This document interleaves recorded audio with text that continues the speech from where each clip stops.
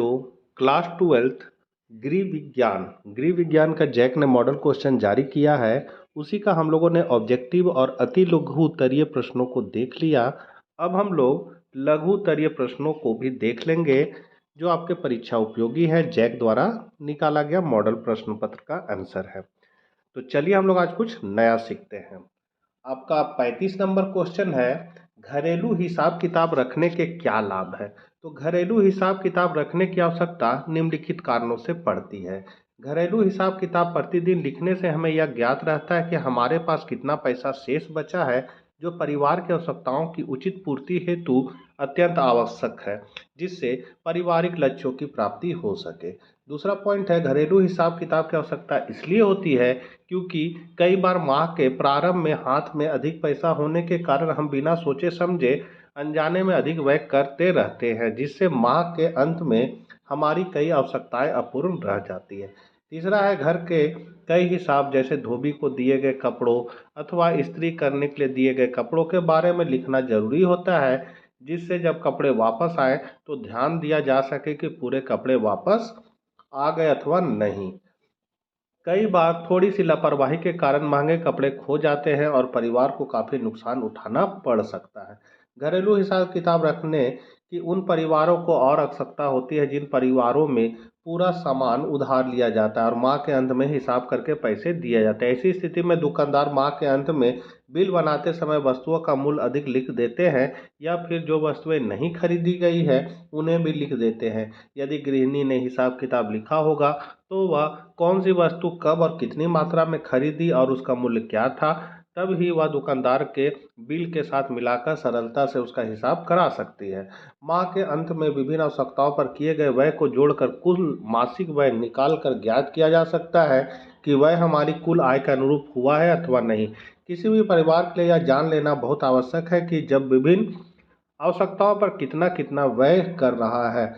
हम सभी जानते हैं कि हमारी आय सीमित होती है और हमारी आवश्यकताएं असीमित होती है, तथा इसी सीमित आय द्वारा हमें अपनी असीमित आवश्यकताओं की पूर्ति करनी पड़ती है। अतः यह जरूरी है कि माह के अंत में हमें यह ज्ञात हो जाए कि अपनी सीमित आय के द्वारा हमने अपनी सभी अनिवार्य आवश्यकताओं की पूर्ति कर ली है या नहीं, या फिर अपनी आय का एक मुख्य अंश अपनी आरामदेह या विलासिता संबंधी आवश्यकताओं पर व्यय कर दिया जा रहा है और दूसरी ओर हमारी अनिवार्य आवश्यकताएं अपूर्ण रह गई है।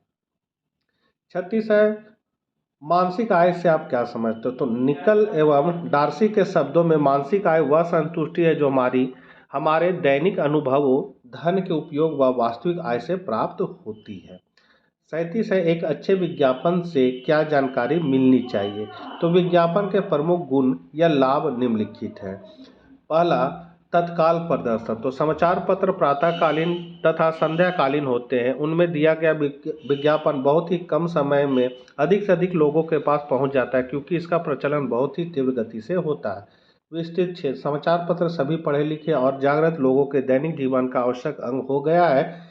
इसमें सामाजिक, राजनीतिक, आर्थिक, देश विदेश आदि सभी से संबंधित नवीनतम सूचनाएं रहती है। इसका मूल्य भी कम होता है, इसलिए साधारण स्तर के लोग भी सरलतापूर्वक इसका क्रय कर सकते हैं। इनमें दिए गए विज्ञापनों का क्षेत्र सर्वाधिक व्यापक है। लोच का होना। तो परिवर्तन में सरलता, जनता की रुचि को ध्यान में रखते हुए समाचार पत्रों में दिए गए विज्ञापनों में सुविधापूर्वक सरलता से परिवर्तन किया जाता है। इस प्रकार इसमें पर्याप्त लोच रहती है। प्रकाशन की बारंबारता, यदि किसी वस्तु का बार बार विज्ञापन किया जाए तो वह वस्तु धीरे धीरे मनुष्य की स्मृति का अंग बन जाती है। समाचार पत्रिका विज्ञापन जनमानस के पास रोज प्रातः ही पहुंच जाता है, जो पाठक के मन में धीरे धीरे स्थान बना लेती है। पाठकों की रुचि। तो समाचार पत्रों द्वारा पाठकों की रुचि के अनुकूल विज्ञापन देना संभव होता है। रुचि अनुकूल विज्ञापन देने से जनसाधारण उक्त वस्तु को क्रय करने हेतु तत्पर हो जाते हैं। विविध उपयोग। तो समाचार पत्रों का उपयोग व्यावसायिक विज्ञापनों के अतिरिक्त अन्य प्रकार के विज्ञापनों के लिए भी होता है, जैसे नौकरी, विवाह, शिक्षा आदि। मितव्ययिता। तो समाचार पत्रों का प्रचलन अत्यधिक होने के कारण इनकी प्रतियां हजारों की संख्या में छपती है, अतः इकाई विज्ञापन की लागत न्यूनतम आती है। फलस्वरूप विज्ञापन के इस साधन में भारी मितव्ययिता रहती है। 38 नंबर क्वेश्चन है, उपभोक्ता संरक्षण अधिनियम क्या है। तो उपभोक्ता संरक्षण अधिनियम 2019 भारत सरकार द्वारा पारित एक उपभोक्ता संरक्षण कानून है, जिसे देश के उपभोक्ताओं के हितों की रक्षा के लिए एवं उनके साथ होने वाली धोखाधड़ी रोकने के लिए मोदी सरकार ने 2019 पारित किया था। यह अधिनियम 20 जुलाई 2020 से ही प्रभावी हो गया है। यात्रा के समय पहनने वाले वस्त्र की किन्हीं 4 विशेषताओं का वर्णन करें। तो यात्रा के समय पहनने वाले वस्त्रों का चयन सावधानी पूर्वक किया जाना चाहिए ताकि आपकी यात्रा सुरक्षित, आरामदायक और आनंदमयी हो। यहाँ कुछ विशेषताएं हैं जो यात्रा के समय के लिए उपयुक्त वस्त्रों की होनी चाहिए। रहने वाले स्थान के आधार पर उपयुक्तता। तो आपकी यात्रा के लक्ष्य और रहने वाले स्थान के आधार पर वस्त्रों का चयन करें। उदाहरण के लिए ठंडे स्थानों के लिए गर्म और उच्च अल्टीट्यूड क्षेत्रों के लिए ठंडे वस्त्रों की आवश्यकता हो सकती है। सामंजस्यपूर्ण और सुखद वस्त्र। तो यात्रा के लिए वस्त्रों को सामंजस्यपूर्वक और सुखद बनाए रखें। वे आपके लिए आरामदायक हो और लंबी यात्रा के दौरान भी आपको सुखदता प्रदान करें। समर्थन और सुरक्षा। यात्रा के दौरान सुरक्षा को मद्देनजर रखने के लिए सुरक्षात्मक वस्त्रों का चयन करें। इसमें किसी भी आपत्ति या खतरे से बचाव के लिए बनाए गए जिप्स बटन और पॉकेट्स हो सकते हैं। स्थानीय धार्मिक अनुपालन। यात्रा करते समय स्थानीय धार्मिक या सांस्कृतिक अनुपालन का ध्यान रखें। कुछ स्थानों पर विशेष धार्मिक निर्देश होते हैं, जैसे कि मंदिरों या गुरुद्वारों में कपड़े का विशेष ढंग से धारण किया जाना चाहिए। तो यात्रा के समय सही प्रकार के वस्त्रों का चयन करना आपके अनुकूल अनुभव के लिए महत्वपूर्ण है। सुखद, सुरक्षित और सामंजस्यपूर्ण वस्त्रों के साथ आप अपनी यात्रा को अधिक आनंदमय बना सकते हैं। 40 है, कपड़े पर दी जाने वाली किन्हीं 4 परिसज्जा के बारे में बताएं। तो कपड़ों पर दी जाने वाली परिसज्जा मतलब एप्लीकेशन विभिन्न रूपों में की जाती है ताकि उन्हें सुंदर और आकर्षक बनाया जा सके। इन परिसज्जाओं से कपड़े को डिजाइन और खासियतें मिलती है। यहाँ कुछ प्रमुख परिसज्जा तकनीकों के बारे में बताया गया है। तो एम्ब्रॉयडरी मतलब कढ़ाई। तो एम्ब्रॉयडरी कपड़ों पर विभिन्न धागों का उपयोग करके चित्रों और डिजाइन्स को बनाने की एक प्रक्रिया या कपड़ों को आकर्षण बनाने के लिए बड़ी पसंदी तकनीक और विभिन्न स्टाइल्स में किया जा सकता है, जैसे कि जॉर्जेट, सिल्क और कॉटन। Patch work. तो पैच वर्क एक तकनीक है जिसमें विभिन्न रंगों और रूपों के टुकड़ों को कपड़े पर सुझाया जाता है ताकि वह एक सुंदर डिजाइन बना सके। यह एक रूपरेखात्मक और आकर्षक प्रभाव बनाने का एक अच्छा तरीका है। पिटकारी। तो पिटकारी तकनीक में विभिन्न रंगों के पेंसिल या पेन्स से बनाए जाने वाले डिजाइन को कपड़े पर चिन्हित किया जाता है। यह विभिन्न राजस्थानी और गुजराती स्थानीय स्टाइल्स में अधिक प्रचलित है। बटीक। तो बटीक कला में विभिन्न रंगों के पिघले हुए मोम बार और रंगीन धाराओं का उपयोग करके डिजाइन बनाया जाता है। इसमें छिद्रित रंगों का आकर्षक और चमकीला प्रभाव होता है। 41 है, बरसात के मौसम के लिए उपयुक्त कपड़े की 4 विशेषता बताएं। तो बरसात के मौसम के लिए उपयुक्त कपड़ों का चयन करते समय कुछ विशेषता ध्यान में रखना महत्वपूर्ण है ताकि आप सुरक्षित रह सकें और मौसम की चुनौतियों का सामना कर सकें। यहाँ बरसात के मौसम के लिए उपयुक्त कपड़ों की 4 विशेषताएं निम्नलिखित है। पहला है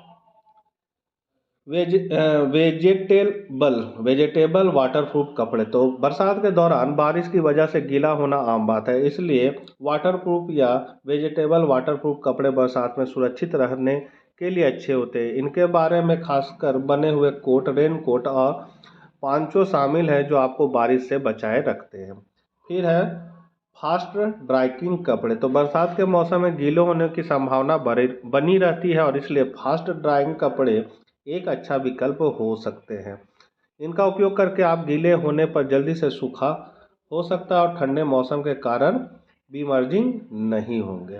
फिर है उच्च कंट्रास्ट रंग। तो बरसात के दिनों में धूप की कमी हो सकती है और आसमान में बादल हो सकते हैं जिसमें कम दिखाई दे सकता है, इसलिए अधिक दृढ़ता के लिए उच्च कॉन्ट्रास्ट रंगों के कपड़े चुनना बेहतर होता है ताकि आप आसानी से दिख सके और अन्य लोग आपको पहचान सके। तो लाइट वेट कपड़े। तो बरसात के मौसम में अच्छे लाइट वेट कपड़े बरसात के कारण होने वाली ठंडक के लिए उपयुक्त होते हैं। इनका उपयोग करके आप ठंडक का आनंद ले सकते हैं और उन्हें यात्रा के दौरान आसानी से संगठित करके रख सकते हैं।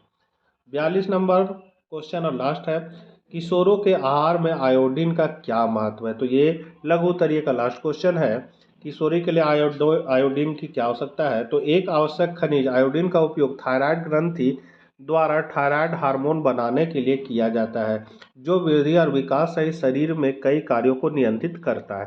क्योंकि आपका शरीर आयोडीन का उत्पादन नहीं करता है, इसलिए इसकी आपूर्ति खाद्य पदार्थों और पेय पदार्थों से की जानी चाहिए। जब आयोडीन का सेवन कम होता है तो शरीर पर्याप्त थायराइड हार्मोन का उत्पादन नहीं कर पाता है। तो कितना कितना ज़रूरत है, तो 1 से 8 वर्ष की आयु के लिए 90 माइक्रोग्राम चाहिए, 9 से 13 वर्ष की आयु के लिए 120 माइक्रोग्राम चाहिए, 14 वर्ष और उससे अधिक के लिए 150 माइक्रोग्राम चाहिए, गर्भवती महिला के लिए 220 माइक्रोग्राम चाहिए और स्तनपान वालों के लिए 290 माइक्रोग्राम चाहिए आयोडीन। तो बच्चों, ये थे आपके गृह विज्ञान के लघु उत्तरीय प्रश्नों के उत्तर। आशा करते हैं वीडियो आपके लिए उपयोगी साबित होगा। जल्द ही हम लोग दीर्घ उत्तरीय प्रश्नों के साथ मिलते हैं, तब तक आज्ञा दीजिए। Bye bye.